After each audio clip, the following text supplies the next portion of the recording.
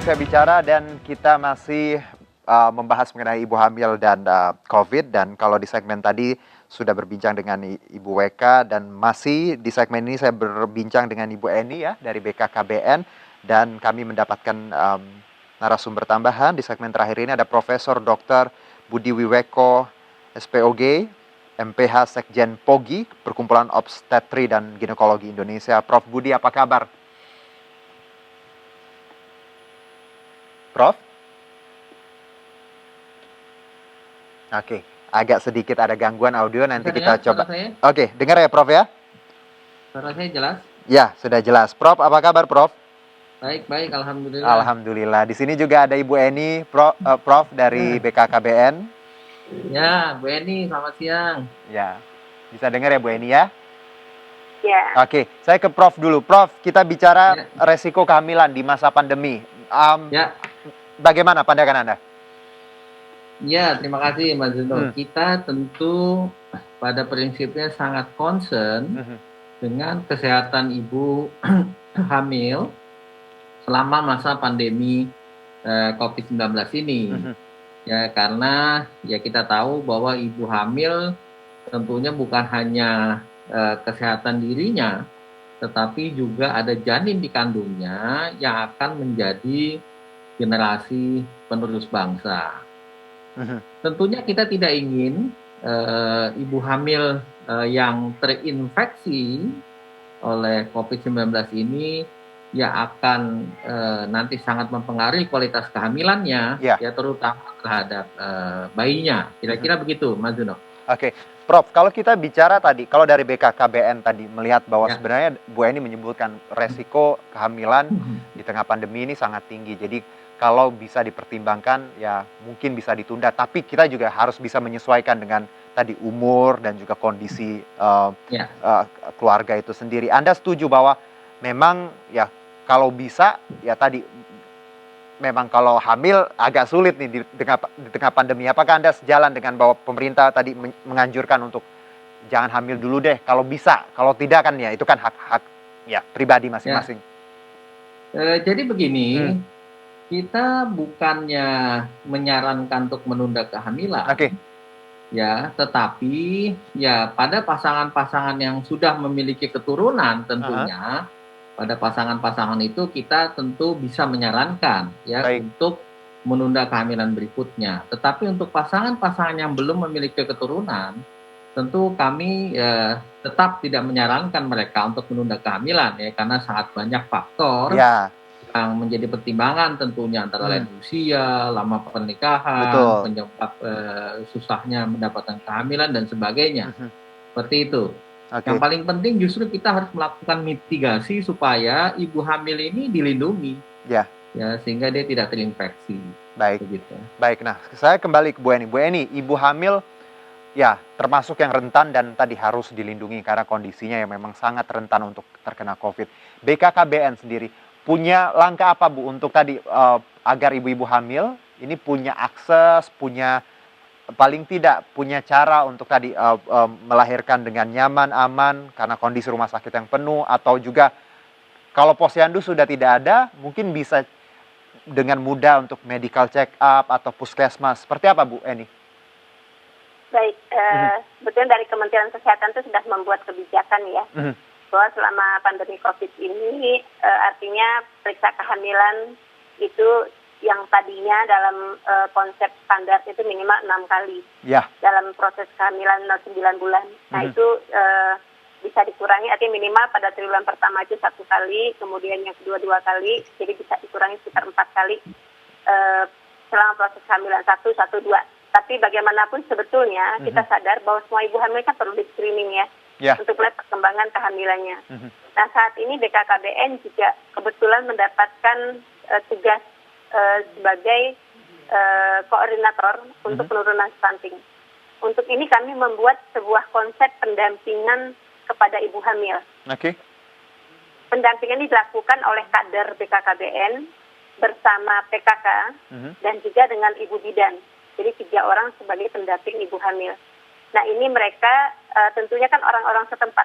Mungkin juga juga tetangganya, mungkin jarak berapa rumah gitu ya. Nah, dan pendamping seperti ini kita harapkan selama proses kehamilan itu ibu ini tetap merasa didampingi, ada temannya untuk bisa melihat perkembangan kesehatannya.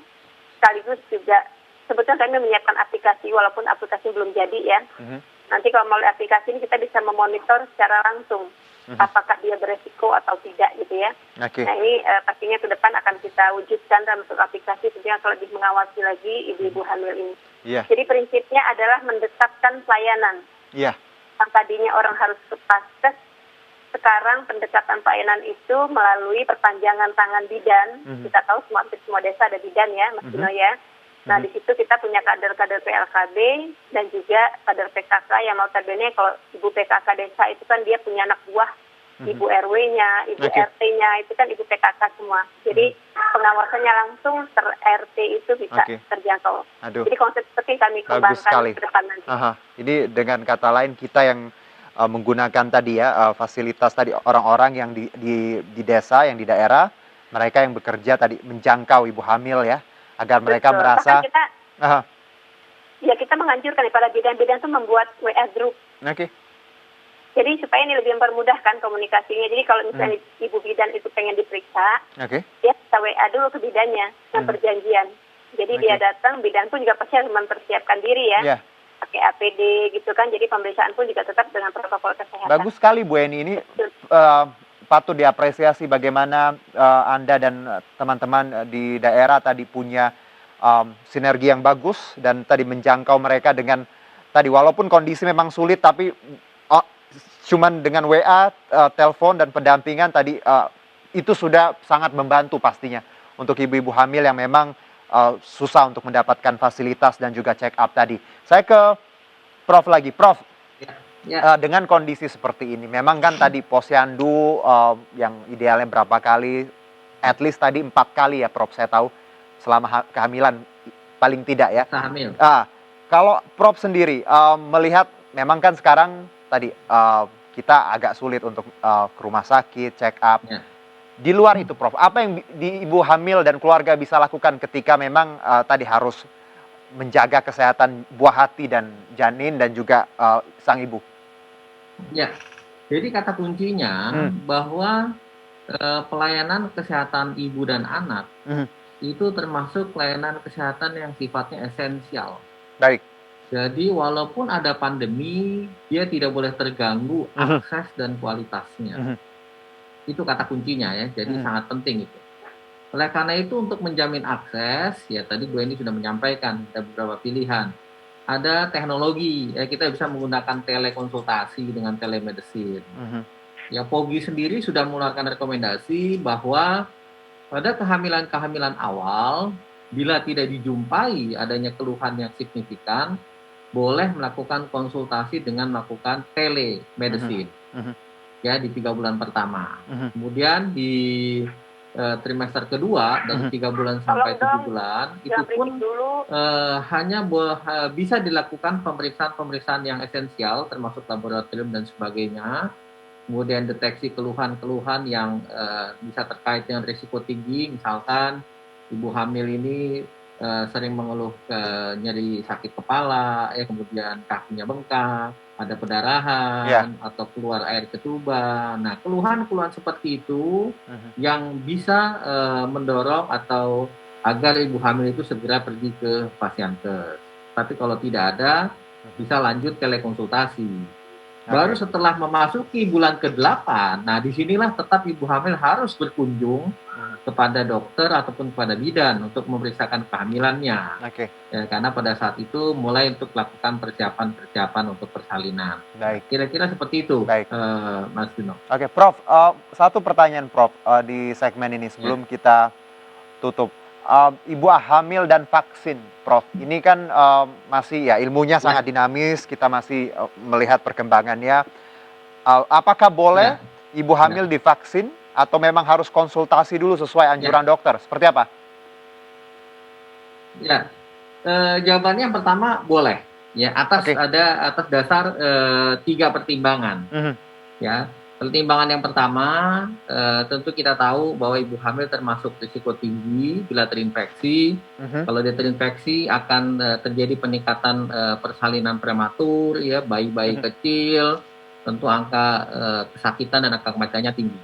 Yang kedua, kita mengacu kepada data, ya, data mengenai keamanan vaksin. Jadi baik vaksin yang berbasis messenger RNA ataupun vaksin yang berasal dari virus yang mati, itu semua data yang ada di animal, di hewan, tidak menunjukkan efek yang merugikan, baik pada pertumbuhan janinnya, ya, maupun nanti setelah proses persalinan, ya, tidak ada masalah pada hewan, ya, pada hewan.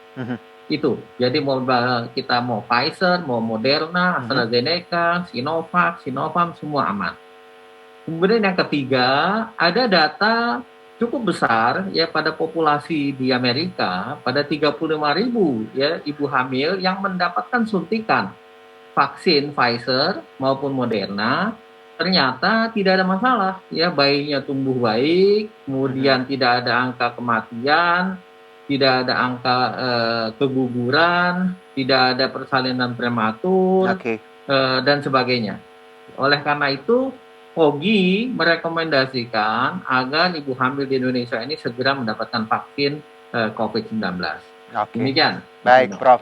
Saya ke Bu Eni. Terakhir, Bu Eni, apa yang Ibu ingin sampaikan tadi untuk ibu-ibu hamil dan tadi terkait dengan bagaimana mereka menjangkau opsi-opsi tadi untuk check up dan hal-hal lain yang disediakan pemerintah? Baik, terima kasih. Jadi memang ibu hamil ini kalau dikatakan resiko terpaparnya sama, ya, Mas Juno, ya. Kemarin resiko terpapar, tapi ketika ibu hamil positif COVID, itu situasinya akan lebih berat dibandingkan dengan perempuan yang tidak hamil. Jadi untuk itu, ketika seorang perempuan mengalami kehamilan, dia harus segera melakukan pemeriksaan kehamilannya, rajin akses dengan tenaga kesehatan, manfaatkan teknologi yang ada. Melalui handphone, sekarang kita sudah bisa berkomunikasi dengan berbagai jalur, karena kita tahu yang paling terdepan itu adalah ibu-ibu bidan. Hampir semua desa punya bidan, makanya kami juga melalui kesempatan menginformasikan bahwa ibu bidan sudah kami bekali dengan upaya memperkuat komunikasi dengan para perempuan, baik itu akseptor KB maupun juga ibu hamil, untuk melakukan pelayanan semaksimal mungkin dengan tetap dengan protokol kesehatan. Berbagai edukasi sudah kami berikan, berbagai pedoman sudah kita sosialisasikan, juga memanfaatkan teknologi ini, Mas Juno. Jadi kami punya teman-teman lini lapangan, flyer-flyer edukasi kami sebarluaskan.